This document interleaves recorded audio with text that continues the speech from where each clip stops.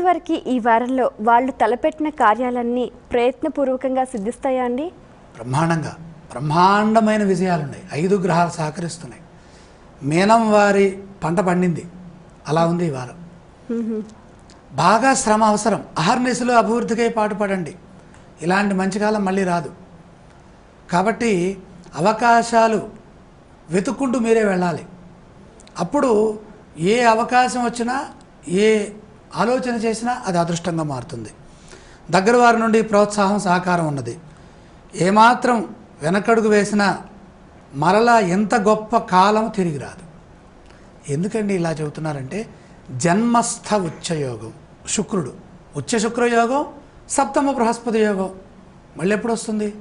ఈ 2 కలవాలంటే 12 ఏళ్ళు పడుతుంది. అది ఇప్పుడు వచ్చింది. ఈ నెల ఇంకొక 15 రోజులు ఉంటుంది. ఈ సమయంలోనే మనం అనేది చక్కబెట్టుకోవాలి.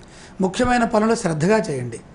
అదృష్టం కలిసి వచ్చి ధనలాభ రూపంలో మీరు విజయాన్ని పొందుతారు. ఆశించినంత ఆనందం లభిస్తుంది. ప్రయాణాలు లభిస్తాయి. కోరికలు తీరతాయి. ఏ ఆశయంతో అయితే మీరు ఆలోచిస్తూ ప్రయత్నం చేస్తున్నారో మీ మనోభీష్టం, సంకల్పం నెరవేరుతుంది. బాధ్యతలు మరింతగా పెరుగుతాయి. వ్యాపారపరమైన అంశాల్లో పురోగతిని సాధిస్తారు. ఈ రాశి వారు పఠించవలసిన స్తోత్రాలు ఇవ్వండి. కుజగ్రహ దోషం ఆవేశానికి సంకేతంగా భాసిల్లుతోంది. కుజ శ్లోకం చదువుకోండి. ఆలయ సందర్శన క్రమంలో ఏ దేవీ దేవతలను దర్శిస్తే మంచిదంటారు? నవగ్రహాల్లో కుజగ్రహ సందర్శనం చేయండి ప్రత్యేకంగా. అలాగే సుబ్రహ్మణ్యేశ్వర స్వామి వారి సందర్శనం చేయండి. ఈ రాశి వారు చేయవలసిన దానాలు ఇవ్వండి. ఒక గుప్పెడు కందిపప్పు పండితులకి దానం చేయండి.